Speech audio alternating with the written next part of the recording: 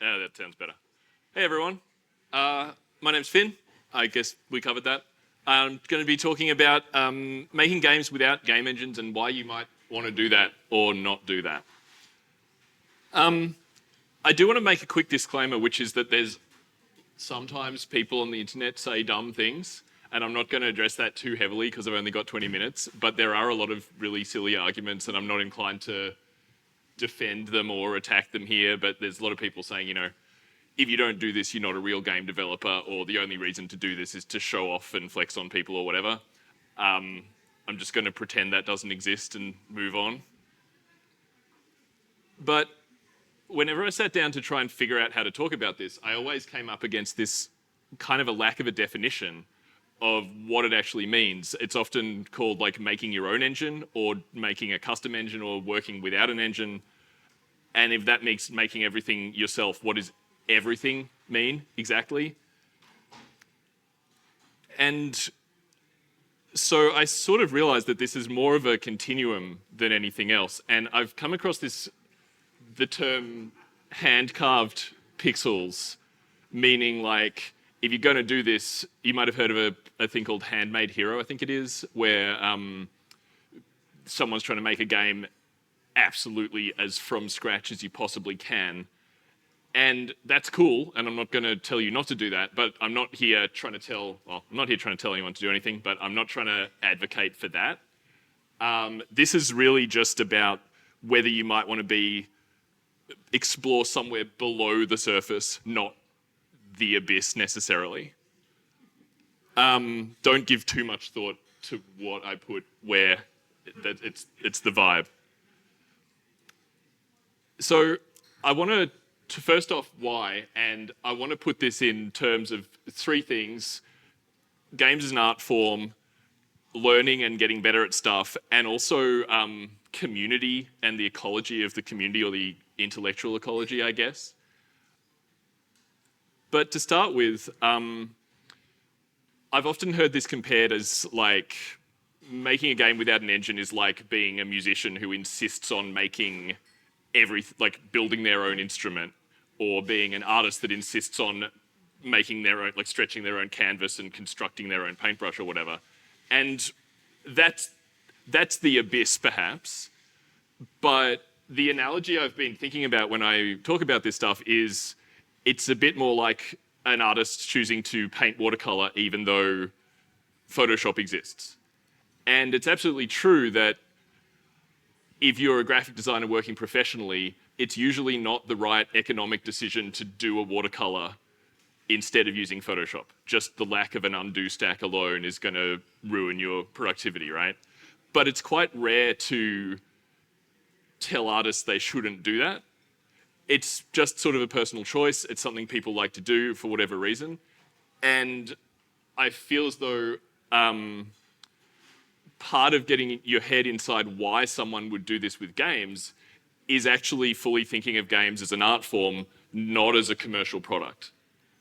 Whoa, was that chill? Sorry, I got some feedback up here.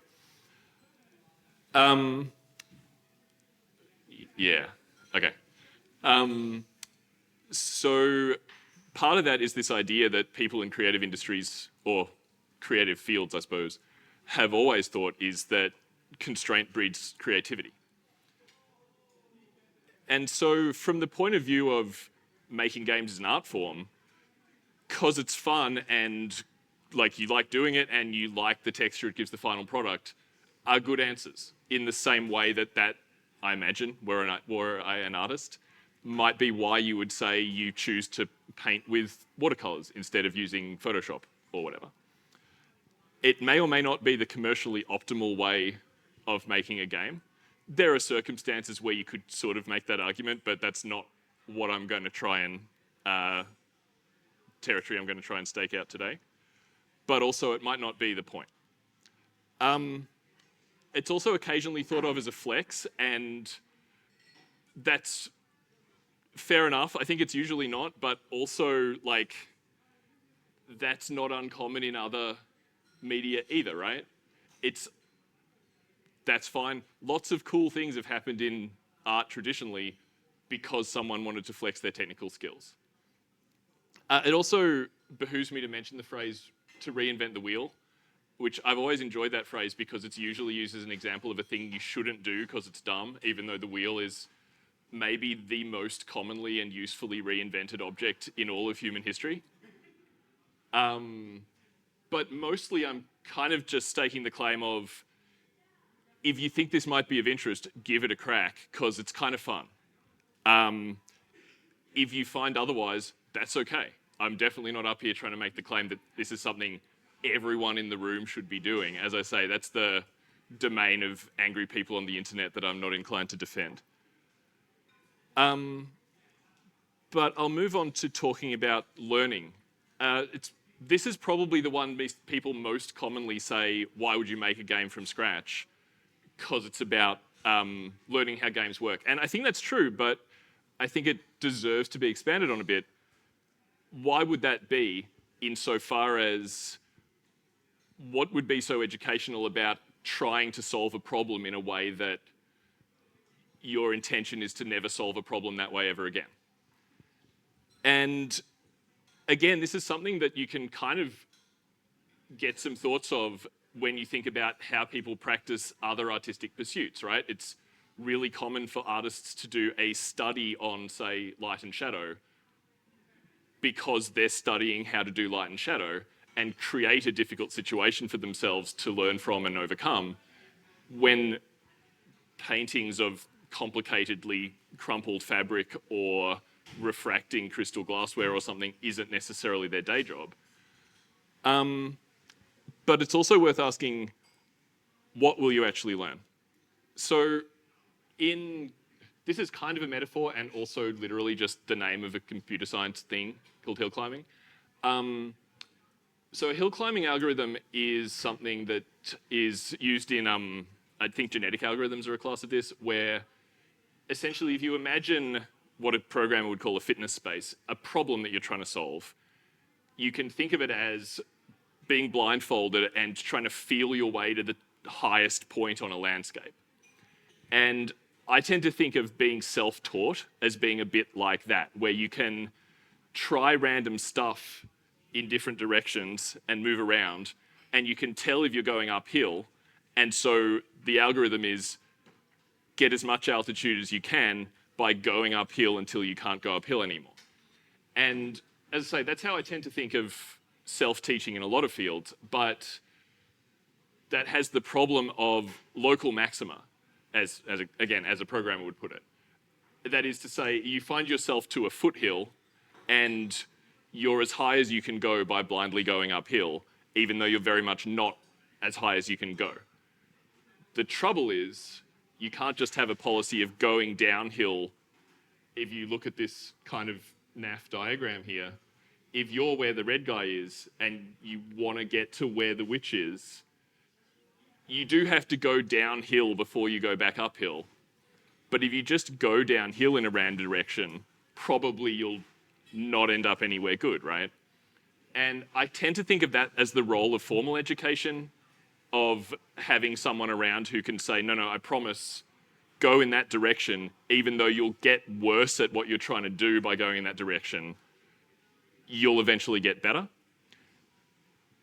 But the case I'm going to make for DIYing games tech is that if that lower hill wasn't there, you would be wallowing around at low altitude for much longer, but you would actually eventually get to the higher altitude, right? And so, is that very visible in the current lighting?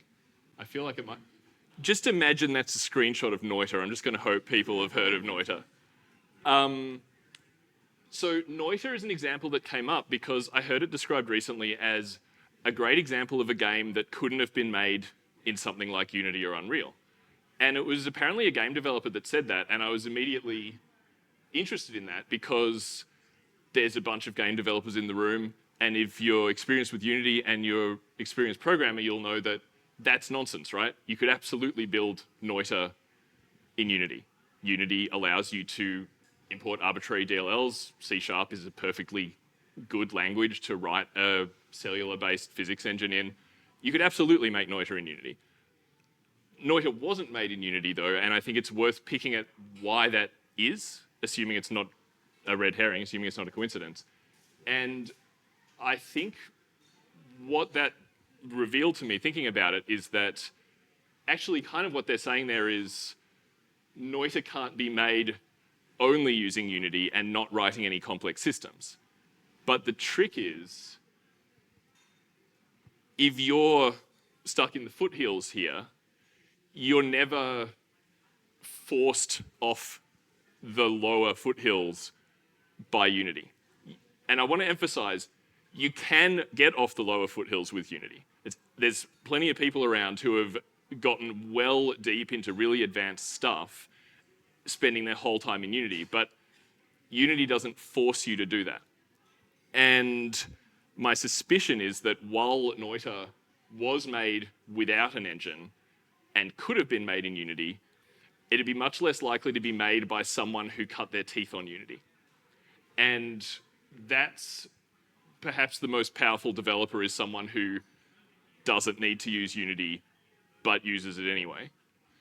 But it's a difficult position to get into, because if your first game is a 2D platformer and the intention is for your second game to be a 2D platformer with crazy pixel-based physics, if your first game is a 2D platformer built with a modern game engine, at no point will you need to make a complex system, and you won't be forced to learn to build complex systems. So in a way, when I'm talking about building things from scratch, it kind of turned into me saying this is one of the ways, and a good way, to force yourself to learn to build complex code systems. I have this little note here for anyone of my vintage or older, by which I mean Unity came out, I think Unity became commonplace around 2010. Does that sound about right? So anyone who was making games before Unity and was not modding Unreal or whatever, it's fairly common to hear people say, like, when I got into this, we were, hand coding everything in assembly, and that was horrible, and I don't want to go back. Engines are great. That's absolutely true on all fronts, but we actually have a weird advantage by growing up in that situation. The foothill didn't exist then, which means that it felt harder, but actually we didn't have that trap. And it's easy to forget as an experienced programmer how possible it is to make a whole game in Unity and, for example, not know what a matrix is, or have never written a function other than on collision enter or whatever, or have never written a class that's not created with the mono behavior default thing. So this is not so much about what you can or can't do with or without an engine. It's about not being dragged kicking and screaming into understanding how to create complex code systems. And really building things from scratch is just a way of getting forced to do that. You also learn a bunch of other secret bonus knowledge, which is, it's way less scary than people think. I think I have a couple of people in the class here. I'm going to talk in the class. Sorry, everyone.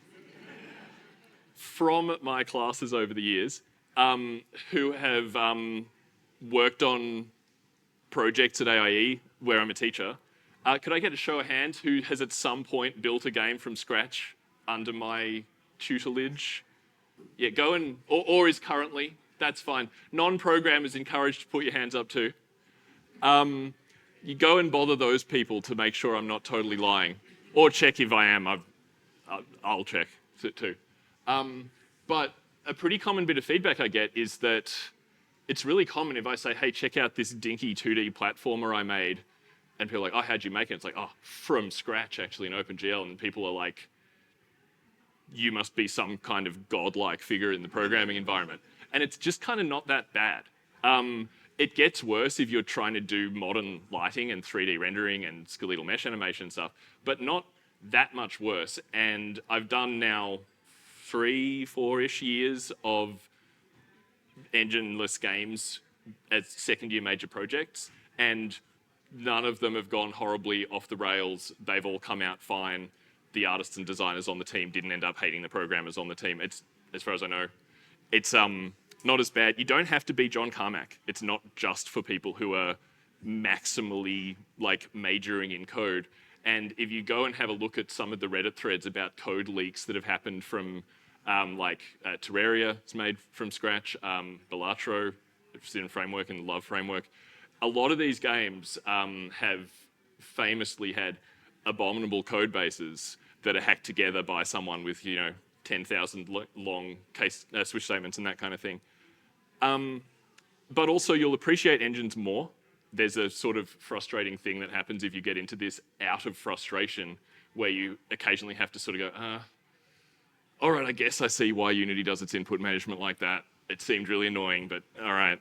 Or at least when you complain about them, you can do it in a more informed way.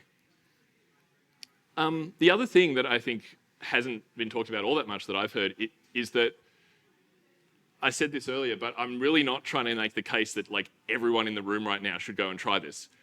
But I feel like it's important to have this. I think people who know this kind of stuff and take interest in this kind of stuff are a ecologically important part of the community, because it's actually really powerful for working outside that context as well. And the pithy and not actually correct way I've put this is, if everyone uses Unreal 5, who'll make Unreal 6? And the answer is, I don't know, someone from Epic, it's fine, don't worry about it. But it's weird to think that we might get into a situation where the entire country lacks that expertise, right? Unity is very powerful because there's a plugin for everything, but when there's not a plugin for the particular thing you want to do you want that to just constrain your game's design? Or do you want someone in the room right now to be able to say, oh, actually, I can write a plugin? This is a video from Game Maker's Toolkit where they interviewed the developers of Celeste. And this is an example of like, is it possible to make a game that controls like Celeste in Unity? Yeah, absolutely, entirely possible. But it's kind of hard to get there without someone who's gone through the thought process of it.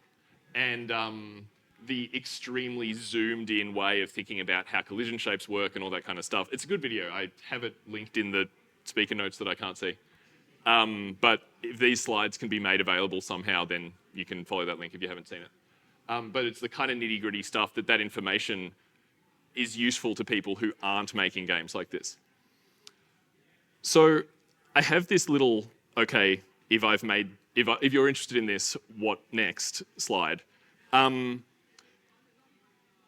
of the things I found that I was benefited from learning this stuff before it became possible to use an engine is, this sounds very defeatist, but don't imagine a cool game and then figure out how to make it. It's kind of an illusion that that's how you should do things anyway. Like, it's not like Unreal existing means that you can suddenly solo a AAA project, right? It just means that it's marginally less impossible, but still impossible. Think about what tools you do have and what you can make, even if that's literally, I've done some C++ on the command line. If you've got the command line going and you know how to write an if statement, you can write a text adventure, right? If you can draw a sprite to the screen and receive input from W, A, S, and D, you can make a 2D platformer. Learning to program properly will help, and this is one of those things where it's not for everyone, but if it seems like it might be for you, there are currently fewer programmers in the game development community than would be ideal. Help suppress our rages. And yeah, having the goal of put a finished game on Steam can be a good thing to sort of tie yourself to the mast about, but it can also be kind of poisonous. Think again about, like, is that the goal of someone learning to play the violin? Are they thinking, all right, the first time I play a song, I need to have recorded that and have it on Spotify? That's a really weird goal. It's weird that game developers want to have the first stumbling steps they ever take available in exchange for money, or even not, on Steam or itch or whatever. That's one way of motivating yourself, but it can also be a way of doing the opposite. So the other thing where you can actually get a bit of a competitive advantage is common advice: don't make an engine, make a game. I absolutely agree with that advice. it's a trap to sit down and think, all right, I'll decide what game to make later. I'm just going to make a better version of Unity in the meantime. That actually will not happen. If that's your hobby, cool, more power to you, but you'll end up making a worse Unity and then eventually not a game. You don't have to beat Epic or Unity at their game. The question is, can you beat them at your game? And the answer might be yes. Think about exactly what, come up with the game plan a little bit before sitting down and figuring out exactly what you need to build. And also, if anything I've said here comes across like I'm telling people off for not being this kind of developer, that's chill. There's lots of worthy ways of contributing to game development other than being this kind of person. The only reason I'm talking about this is because right now I think this kind of hobbyist behavior is a bit discouraged in the community. Not necessarily this community, but just on online communities in general. I've accumulated a bunch of resources that might be useful if anyone wants to explore this, including I've written up a bunch of games you can make in Unity that will force you to make the kinds of tech decisions that DIY light, if you like making a 2D platformer without having a rigid body component or a collider on the player character, stuff like that. I can send that URL to people later. And I have a really crap, dank piece of paper with a QR code on it. Come and ask me about that. Last thing I want to say is, here are a couple of the projects that were the final major projects for students over the last couple of years. Sweet Dreams of Destruction. These are all made, I think, 4.5 months. Does that sound about right? Maybe 5-ish. This was 3 programmers, 0 artists and 0 designers, because I was still in the process of trying to convince the other teachers that this wasn't a terrible idea. This was Time Merge. That was like a Sokoban kind of game with moderate multiverse shenanigans in it. This was Escape from Briar Mansion, which was like a Legend of Grimrock-like puzzle game, like a grid-based movement. Busharium, which is like a chill, relaxed city builder. And Sync and Echo, which was like an asymmetrical 2D top-down shooter. In the slides, there's an itch link to all of these. If you want to go and have a look, you can decide whether that was a terrible idea. But I hope at least that most of the people on these projects didn't have an awful time. I didn't mention the team size, but this was, I think that was 9 people or something like that. 1 programmer, 3 designers, 5 artists. That adds up to 9-ish. That was 5 people, and that was 8 people. Oh, and that was 5. So they were all pretty small teams, and it was a small period of time, and with no disrespect intended to anyone, all second-year students, not a bunch of industry vets, and it was fine. But the calls to action are, I'm so sorry for whatever happened to you in high school maths class. Just don't make hating maths part of your identity and you'll be fine. You don't have to be amazing and love maths, but you can stop making a face when the word gets said out loud. It's actually really useful. Remember to have goals other than put a finished game on Steam. Go and make a study in 2D platformer controls or a study in block pushing games or something with no intention of polishing it up for release. Find other programmers doing the same thing and show your experiments to them, because no one else will be impressed that you got a triangle to rotate or whatever. And also, in small print down the bottom, tertiary institutions, teach this stuff if you can. I know that it's not trivial. It's worth putting into a degree, but as far as I know right now, formally, there's no tertiary institutions where this is an official path of your goal is to learn to make a game from scratch. That's kind of rough. It's a big country, and I know that the people teaching those classes have the experience to offer it.